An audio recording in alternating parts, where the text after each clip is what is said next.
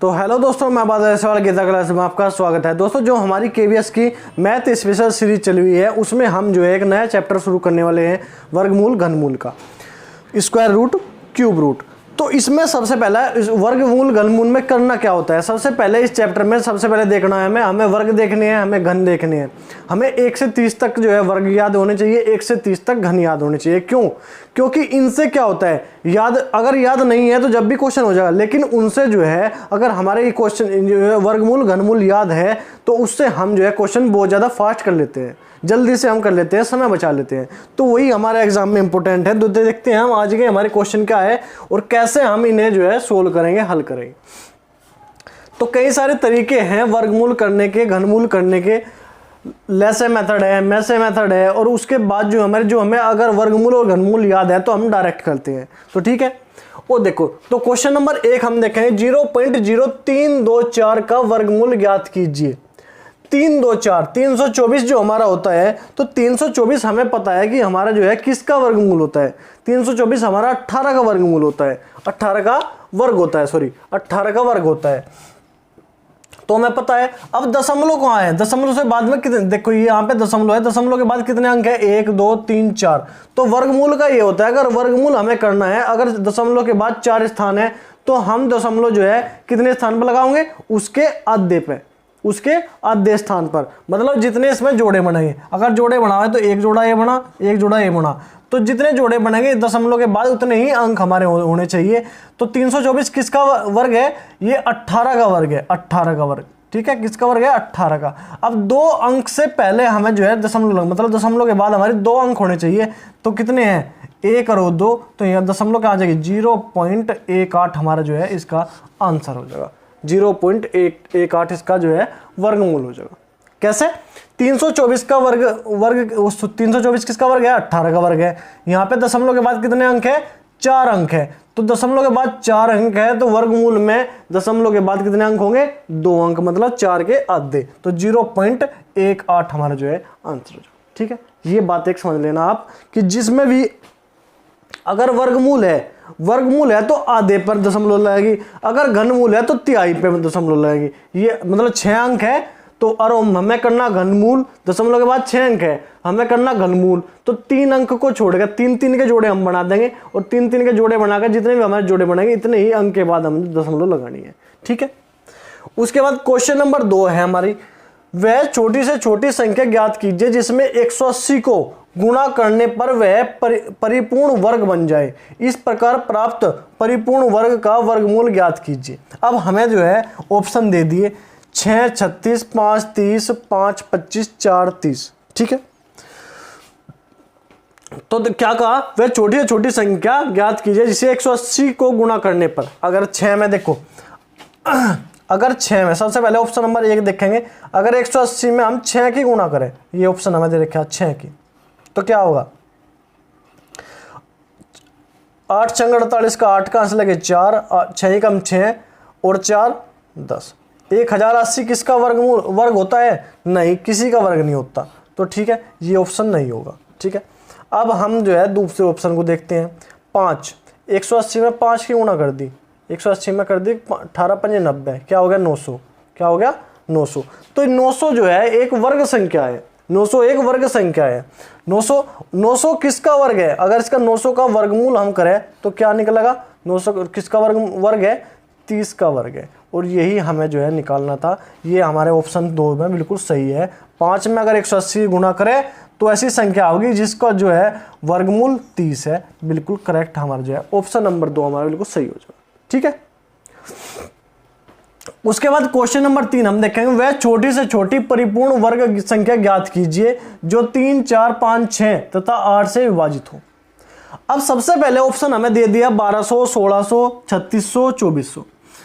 अब हमें कहा वर्ग संख्या, अब 1200 कोई वर्ग संख्या नहीं है। ठीक है, 2400 हमारी कोई वर्ग संख्या नहीं है, हमारे पास 2 बच गए, 1600 और 3600 जो कि वर्ग है, अब 3 4 5 6 8 से विभाजित भी होनी चाहिए।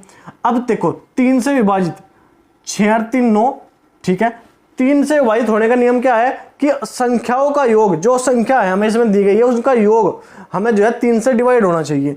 6 और 1 7, ये 1600 3 से डिवाइड नहीं होता तो ये भी खत्म। तो क्या आ गया ऑप्शन हमारा? ऑप्शन हमारा जो है तीसरा 3600 हमारा बिल्कुल करेक्ट आंसर हो गया। ऑप्शन से हम ऐसे जो है निकाल सकते हैं, ठीक है, क्योंकि 3 से विभाजित नहीं होता 16, 6 और 1 7, ठीक है, 7 हमारा 3 से विभाजित नहीं होगा। क्या है 3 का विभाजित होने का नियम? कि हमारे जो अंक है उनका योग जो है 3 से पूर्ण विभाजित होना चाहिए। ये क्या है 6 और 3 9, 9 जो है 3 से आराम से कट जाएगा। तो ये जो है हमारा ऑप्शन नंबर 3 जो है बिल्कुल करेक्ट आंसर होगा। उसके बाद क्वेश्चन नंबर 4 दिया गया √40 96 बराबर 64 दिया गया, 64 दिया गया। और यहाँ पे क्या दिया? √40.96 प्लस √0.4096 प्लस 0.004096 प्लस √0.00004096। ये हमें इसका जो है आंसर निकालना है, ठीक है। अब देखो 40 96 यहाँ पे सारे को है, इनका मतलब क्या है 64, ठीक है। यहाँ पे अंडर रूट में कितने अंक पे दिया गया है? दशमलव। दशमलव के बाद कितने अंक है? 2 अंक है। तो दशमलव के बाद 2 अंक है, तो यहाँ पे दशमलव कितने अंक पे लगनी है? जब अंडर रूट हटेगा 1 अंक पे, 1 अंक पे। इसके बराबर क्या है? 64। तो 6.4, 1 अंक बाद है ना, दशमलव के बाद 1 अंक है, ठीक है।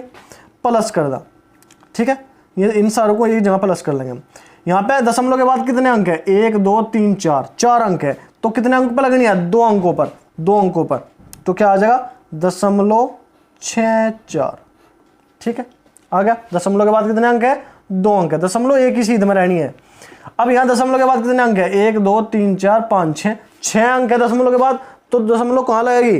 3 अंकों पर, 0.064, ठीक है, 3 अंकों पर। यहाँ पे कितने अंक है? 1 2 3 4 5 6 7 8, 8 अंक है। तो दशमलव कितने अंकों पर लगेगी? 4 अंकों पर। 0.004, सारों को जोड़ दो, क्या होगा?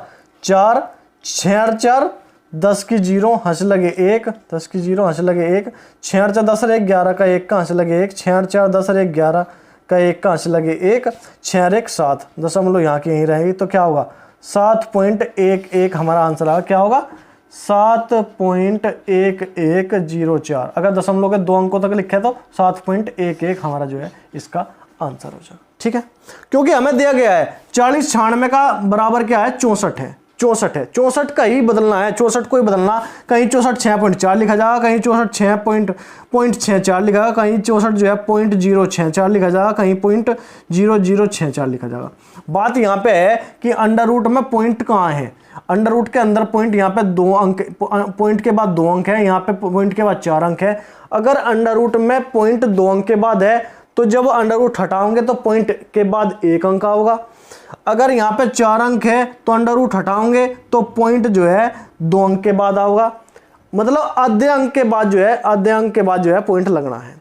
जितना अंडर रूट में पॉइंट है, अगर अंडर रूट में पॉइंट के बाद 4 अंक है तो उसके अंडर रूट हटने के बाद, वर्गमूल हटने के बाद, स्क्वायर हटने के बाद, ठीक है, स्क्वायर रूट हटने के बाद हमारा जो है आधे अंक, अगर यहाँ पे 4 हैं तो यहाँ पे क्या होगा? 2, यहाँ पे 6 हैं तो यहाँ पे होगा 3, ठीक है। ये हमें करना है। तो बराबर क्या हो जाएगा? 7.11 हमारा आंसर आ जाएगा, ठीक है। तो अब इसे नोट करो, फिर 1-2 क्वेश्चन है और है, उन्हें भी देखते हैं। क्वेश्चन नंबर 5 है हमारा, क्या देखते हैं? 272 का स्क्वायर माइनस 128 का स्क्वायर का वर्गमूल हमें ज्ञात करना है। 272 का स्क्वायर माइनस 128 का स्क्वायर का वर्गमूल। देखो ये क्या है? ये है ए स्क्वायर माइनस बी स्क्वायर, ए स्क्वायर माइनस बी स्क्वायर। तो इसे क्या लिखेंगे? ए प्लस बी और ए माइनस बी, ठीक है, ऐसे लिखते हैं ना, तो ऐसे ही लिखेंगे। तो 272 प्लस 128 और क्या? 272 माइनस 128, ठीक है, ऐसे लिख दिया हमने। 8 और 10 की 0 हंस लगे 1, 7 और 2 9 और 1 10 की 0 हंस लगे 1, 2 और 1 3 और 1 4, 400 और गुणा क्या आ गया? गुणा आ गया हमारा क्या?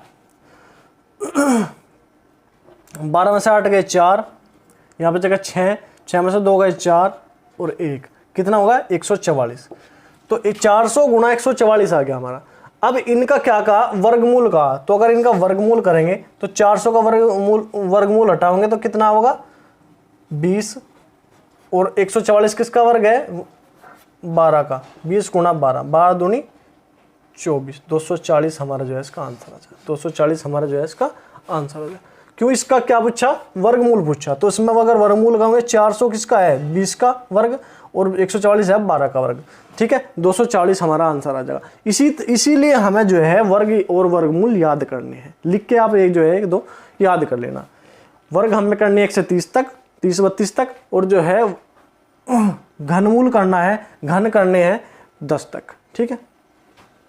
क्वेश्चन नंबर 6 हमारा दिया है 24010000 का चतुर्थ मूल क्या है। अब हमने वर्गमूल पढ़ा, घनमूल पढ़ा, ये हमारा चतुर्थ मूल। चतुर्थ मूल को कैसे लिखते हैं, ऐसे लिखते हैं 2401 1 2 3 4, और ये हमारा चतुर्थ मूल, ठीक है।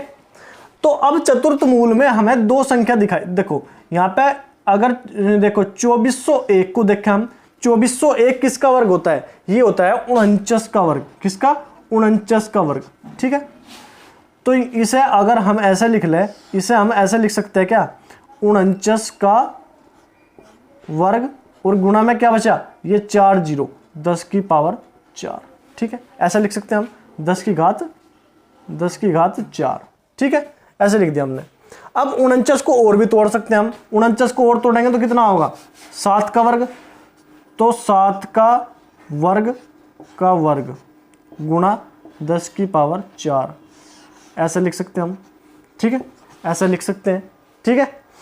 अब 7 की वर्ग का वर्ग क्या होगा, ये हो जाएगी 7 की पावर 4 गुणा 10 की पावर 4, और यहाँ पे क्या है, चौथा मूल है, और यहाँ भी घात 4 है, यहाँ भी घात 4 है, तो घात 4 से घात 4 कट जाएगी, वर्गमूल हमारा हटेगा, तो क्या आ जाएगा, 7 गुणा 10 बराबर क्या आ जाएगा, 70 हमारा आंसर आ जाएगा। 70 इसका हमारा जो है सिंपल आंसर आ जाएगा। तो ठीक है, इस तरह टुकड़े करके हमें जो है ऐसे चतुर्थ मूल को हम निकाल सकते हैं, वर्गमूल हो कुछ भी हो, हम ऐसे जो है छोटे छोटे टुकड़े करके ही इसको जो है सोल्व कर सकते हैं। अब ये तो हो गए क्वेश्चन। अब मैं आपको अगर वर्ग की बात को बताऊं अगर कोई भी आपको जो है वर्ग करना है, देखो वर्ग करना है, और कोई भी ऐसी संख्या दी गई है जिसमें लास्ट में क्या है 5, लास्ट में क्या है 5 है, 25 35 75 85, मतलब कोई भी बड़ी से बड़ी संख्या आपको दी गई है तो उसका आपको वर्ग करना है, तो आप कैसे करोगे, ठीक है। तो देखो